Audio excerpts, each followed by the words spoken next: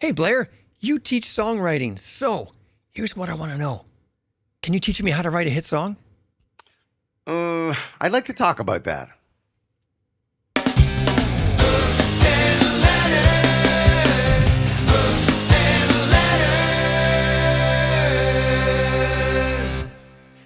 All right, so let's talk about that. You want to know how to write a hit song? I do.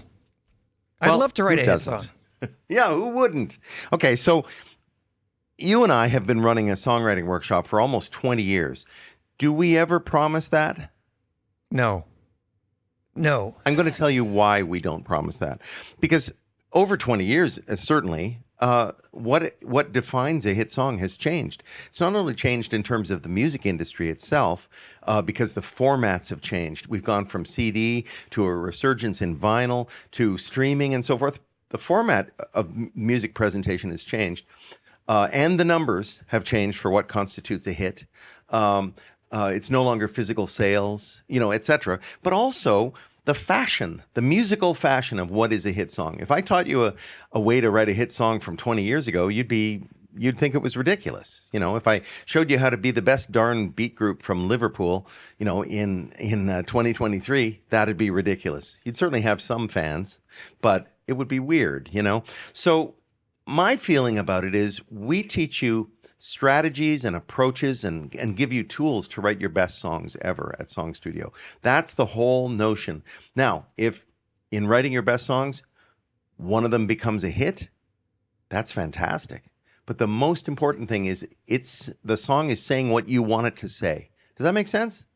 It does. It does, because we get a little confused about what a hit song is. A hit song begins with a great song, but it doesn't become a hit because you wrote a great song. It becomes a hit because of 100 other things that go right.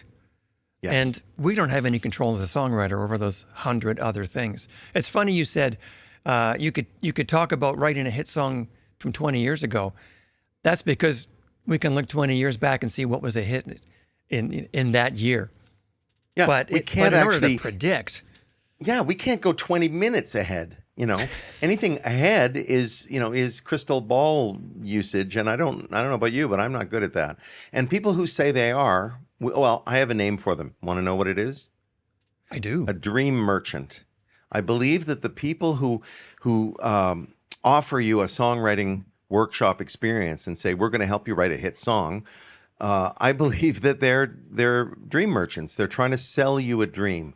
And really, they're not in it for the long haul, in my opinion. They're there to exploit you, really, to take advantage of you. Because there's a lot of people out there who don't know much about the music business and who think that all you got to do is blah, blah, blah, blah, blah. And next thing you know, you'll have a hit song. And I believe they get taken advantage of. I think anybody who's been writing for any length of time knows that it takes a lot to write a great song. Sometimes there are flukes. I don't want to discount that at all. Sometimes there are songs that are somebody's very first effort at writing, and next thing you know, it's a hit. But you can't predict that stuff, in my opinion.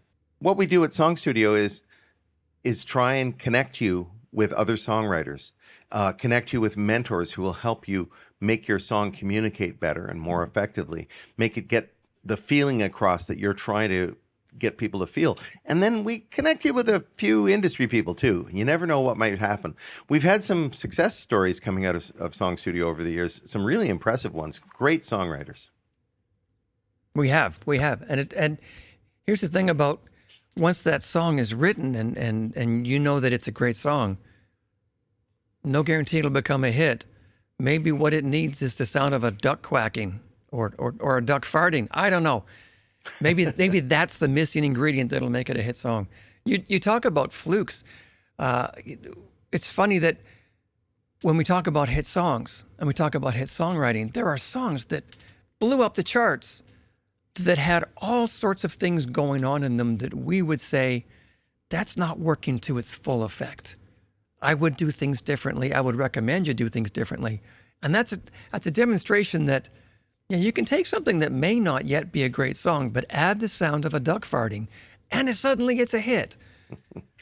How do you predict that? How do you replicate that? Yeah, it's the rain. I think that's you buy yourself a duck, I would say. That's the thing. But I have, by the way, a 1967 pre-CBS vintage Fender Duck. So I don't want to brag, but my Duck sounds better because of the way the pickups were wound or something. I don't know. Anyway. Hey, Blair Packham here from Song Studio.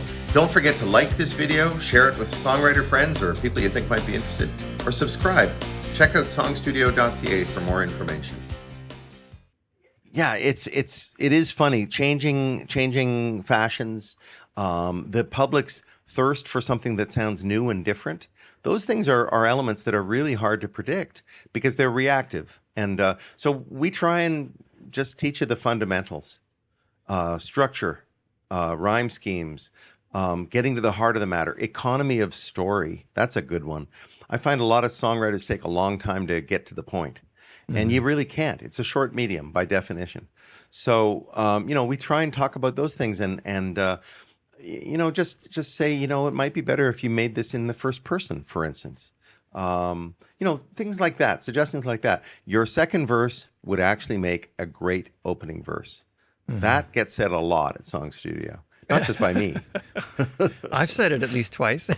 Yeah. I mean, sometimes you write a second verse and it's better than the first, and it's a better way to get into the story. It gets you into the story faster, which can be really useful.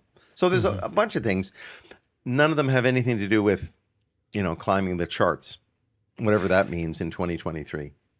Absolutely. So I think we've made it quite apparent that we're not interested in chasing a hit song, but we are really interested in writing a great song. Yeah.